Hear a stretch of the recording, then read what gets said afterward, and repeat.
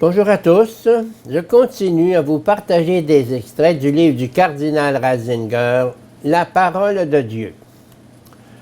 Éléments fondamentaux d'une synthèse nouvelle. Premièrement, au milieu de la querelle théologique qui faisait rage à son époque, Grégoire de Nice a enjoint le rationaliste théologique Eunomius de ne pas confondre théologie et physiologie.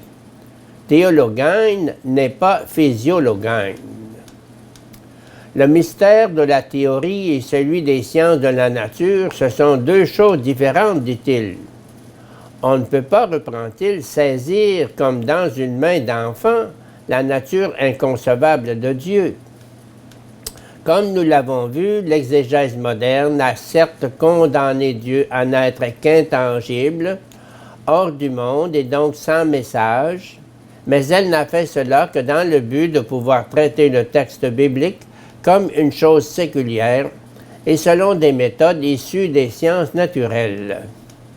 Face à cela, une autre parole merveilleuse de Grégoire de Nice reste un repère valable. Ce sont des étoiles, ces lumières tremblantes et luisantes des paroles divines qui brillent au-dessus des yeux de notre âme. Mais s'il arrivait à notre âme ce que nous avons entendu dire d'Élie, si notre pensée était, elle aussi, entraînée aux cieux dans un char de feu, alors nous ne devrions pas renoncer à l'espoir de nous approcher de ces étoiles. Je veux parler de la pensée divine. Deuxièmement, par conséquent, l'exégète ne doit pas s'approcher du texte muni d'une philosophie toute prête, non plus qu'avec le dictat d'une vision du monde prétendument moderne ou issue des sciences physiques et naturelles, qui déterminerait ce qui a droit d'exister et ce qui ne l'a pas. Il ne doit pas a priori exclure que Dieu en personne puisse s'adresser au monde, en termes humains. Qui plus est, il ne doit pas exclure que Dieu en personne puisse agir et intervenir dans l'histoire, aussi invraisemblable que cela puisse lui paraître.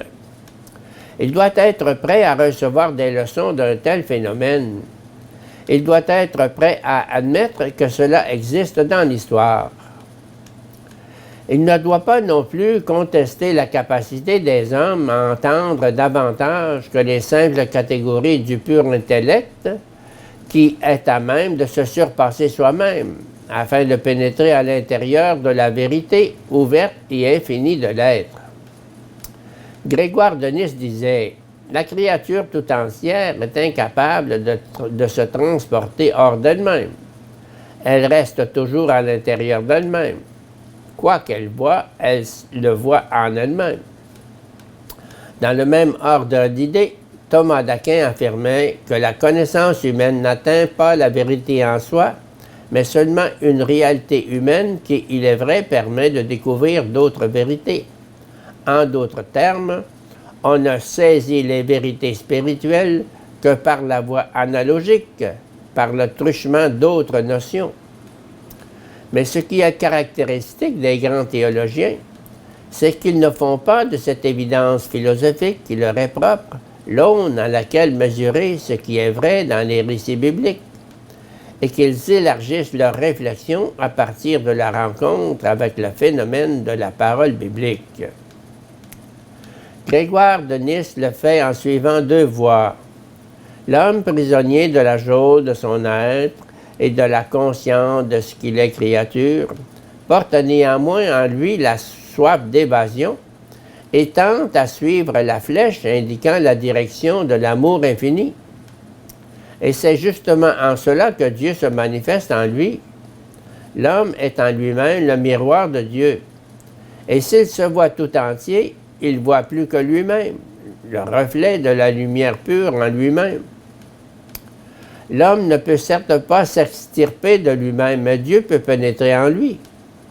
Dans l'élan dynamique de son être, l'homme peut aussi se dépasser.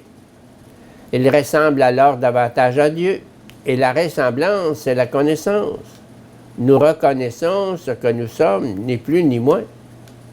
À cela s'ajoute, chez Grégoire de Nice, une seconde réflexion, cette pénétration de Dieu en l'homme a pris avec l'incarnation une dimension historique.